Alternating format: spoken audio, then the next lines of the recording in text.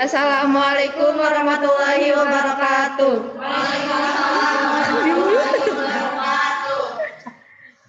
Kami dari kelompok 4 akan mempresentasikan tentang tuntutan profesionalisme guru BIPA. Dalam pembahasan ini terdapat 5 bahasan. Yang pertama, ada peran guru dalam pembelajaran BIPA. Yang kedua, tugas guru dalam pembelajaran BIPA. Yang ketiga, guru dalam interaksi pembelajaran BIPA. Yang keempat, bahasa guru sebagai pajanan pembelajaran bahasa. Dan yang terakhir adalah modifikasi bahasa guru. Sebelumnya, perkenalkan, kami dari kelompok 6 yang beranggota Siti Gina Mailani, Siti Nurjana, dan Tiwi Pratiwi. Untuk pembahasan pertama akan dibahas oleh Siti Nurjana. Bismillahirrahmanirrahim. Poin yang pertama yaitu peran guru dalam pembelajaran BIPA.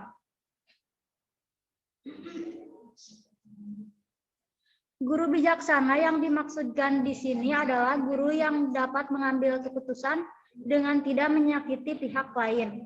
Keputusan yang diambil oleh guru dalam proses pembelajaran BIPA diantaranya meliputi keputusan tentang pemilihan materi, metode atau teknik yang digunakan, evaluasi yang akan dilakukan, serta pemanfaatan hasil evaluasi dan sebagainya. Dan yang kedua, tentang kiat guru dalam proses pengajaran dapat membantu pelajar dalam poin yang pertama yaitu see when they look, imagine when they see, think when they imagine, feel when they think, and symbol what they feel.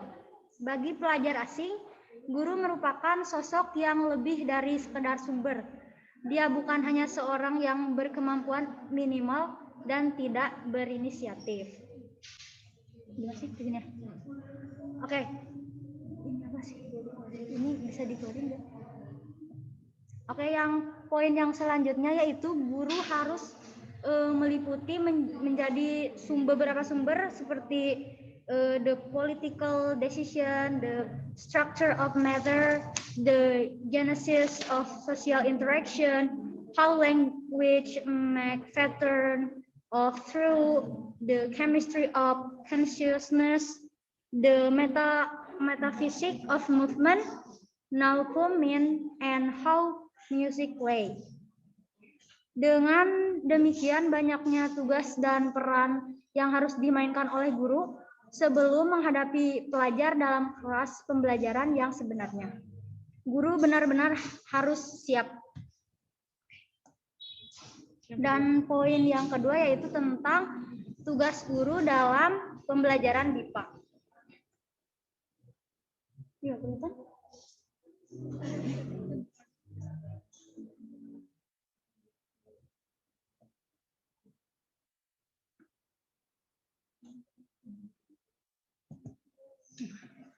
Dalam pembelajaran BIPA, guru menjadi acuan sebagai sosok model pengguna bahasa Indonesia yang patut untuk ditiru.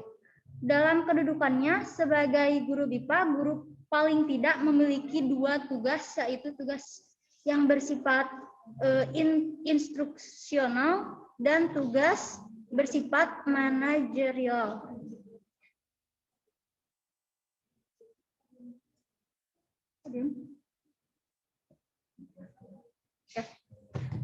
Poin yang pertama yaitu tugas guru yang bersifat instruksional adalah menciptakan situasi pembelajaran BIPA dalam situasi dan kondisi yang demikian dapat berupa penyampaian materi-materi BIPA oleh guru kepada para pelajar dalam situasi belajar mengajar BIPA. Dapat pula berupa pemberian konsultasi atau tutorial atas kesulitan-kesulitan belajar BIPA yang dialami oleh pelajar. Pemrograman kegiatan pelajar BIPA meliputi persiapan, pelaksanaan, dan evaluasi. Dalam pembahasan ini juga ada tugas guru yang bersifat manajerial, yaitu ada 4. Yang pertama adalah keantusiasan. Dalam pembelajaran BIPA di dalam kelas, guru harus selalu menunjukkan sikap antusias terhadap pelajarnya, baik dalam memberikan latihan-latihan penjelasan maupun dalam menjawab pertanyaan. Yang kedua ada tantangan. Pembelajar asing senang sekali mendapatkan tantangan dalam belajar karena mereka telah terbiasa dengan kondisi semacam itu. Yang ketiga adalah variasi.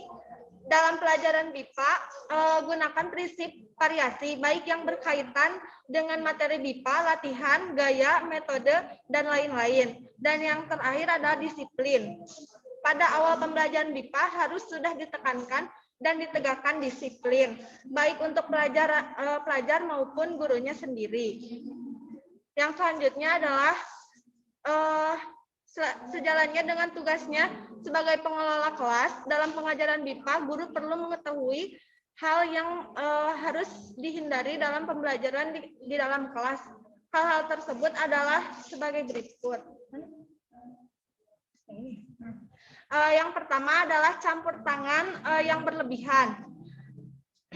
Pelajar BIPA tidak suka apabila ada orang lain, termasuk guru, ikut campur tangan dalam urusannya, apalagi urusan itu bersifat pribadi. Yang kedua adalah penyimpangan. Dalam pembelajaran BIPA di dalam kelas, jangan banyak menyimpang dari topik yang dipelajari. Dan yang ketiga adalah pengulangan penjelasan secara tidak perlu.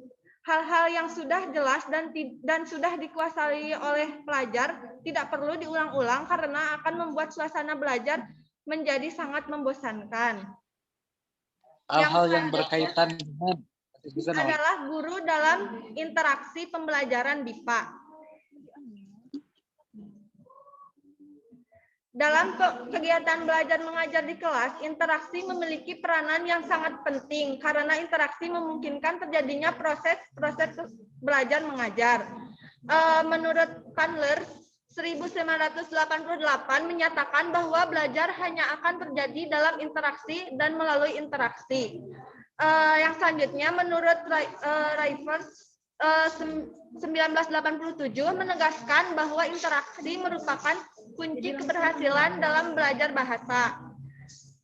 Dan selanjutnya, menurut Larsen dan Freeman tahun 1986 menyebutkan bahwa pola interaksi kelas yang komunikatif meliputi yang pertama, aktivitas belajar berpusat pada pelajar, aktivitas berpusat pada praktik penggunaan bahasa. Yang ketiga, aktivitas tersebut membina kemampuan pelajar untuk menata dan memilih unsur-unsur bahasa secara tepat. Dan yang keempat adalah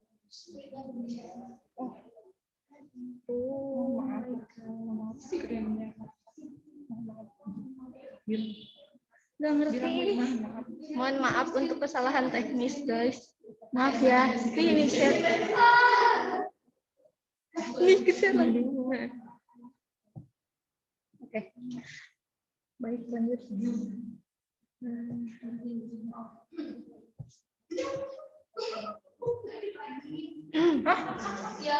Apa? Ayo lanjutan dulu. Dan yang keempat adalah aktivitas membina kreativitas pelajar dalam menggunakan bahasa, bukan membentuk kemampuan bahasa secara mekanisme. Yang selanjutnya akan dilanjutkan oleh Siti Gina Mailani. Iya kan? Udah.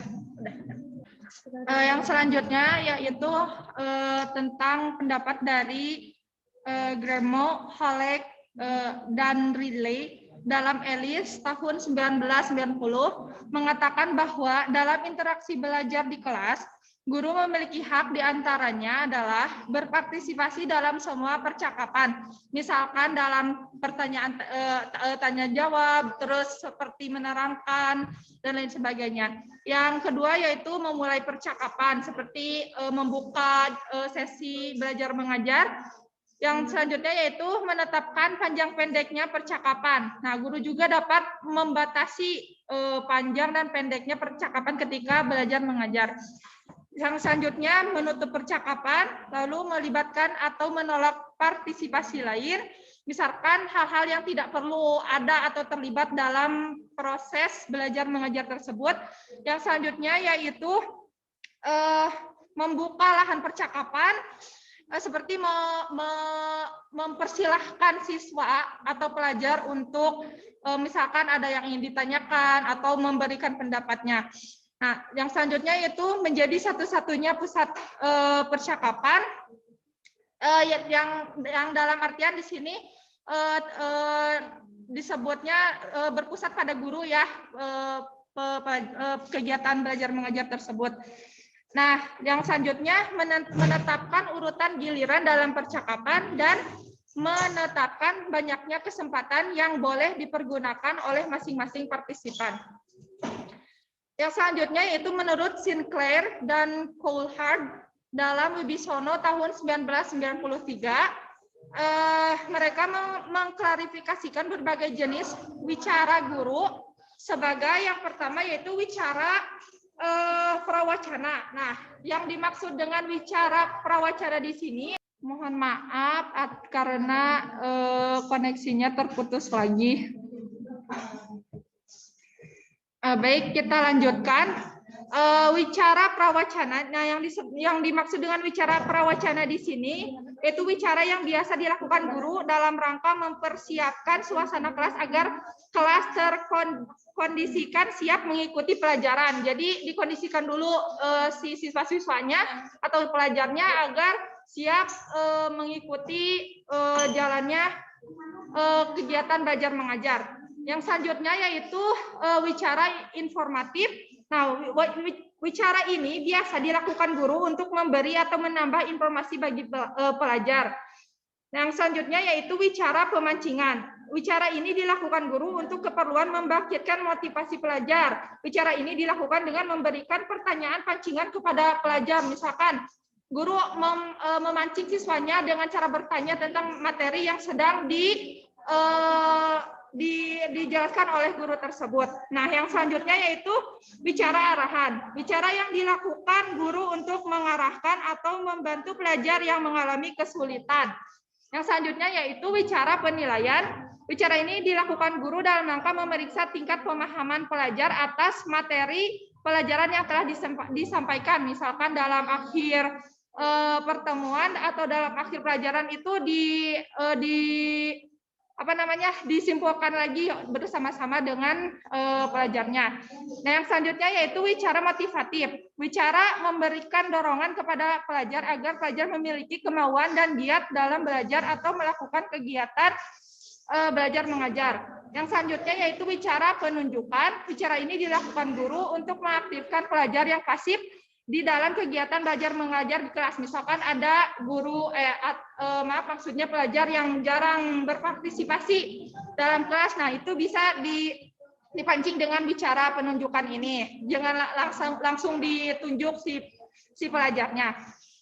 Yang selanjutnya yaitu wicara peminta tanggapan. Wicara ini dilakukan guru dalam usaha menciptakan suasana kelas yang interaktif komunikatif. Dan yang terakhir yaitu wicara menyimpulkan. Wicara menyimpulkan biasa dilakukan untuk guru membantu pelajar memahami pelajaran secara terstruktur. Yang selanjutnya yaitu bahasa guru sebagai pajanan pembelajaran bahasa. Nah, menurut Ellis, tahun 1986, bahasa guru didefinisikan sebagai bentuk atau tipe bahasa yang khusus dan dipergunakan oleh guru ketika menyampaikan materi pelajaran kepada pelajar di kelas. Nah, sedangkan menurut lalu penelitian terhadap bahasa guru dapat dibedakan menjadi dua, yakni yang pertama tipe bahasa guru yang digunakan untuk menerangkan materi pelajaran bukan bahasa, dan yang kedua tipe bahasa guru yang digunakan untuk menerangkan materi pelajaran bahasa. Nah, hasil penelitian Kodron, Wesi, dan Ridi menunjukkan bahwa kedua tipe bahasa tersebut sama. Nah, yang selanjutnya modifikasi bahasa guru. Menurut Kodron 1987, beberapa aspek utama ujaran guru yang mengalami modifikasi adalah yang pertama bidang fonologi, yang kedua kosakata, dan yang ketiga sintaksis. Sedangkan modifikasi ujaran guru dalam interaksi belajar mengajar di kelas bahasa kedua meliputi diantaranya modifikasi kecepatan berbicara, jeda, pengucapan, kosakata, dan kalimat. Ya, mungkin terima kasih atas perhatiannya.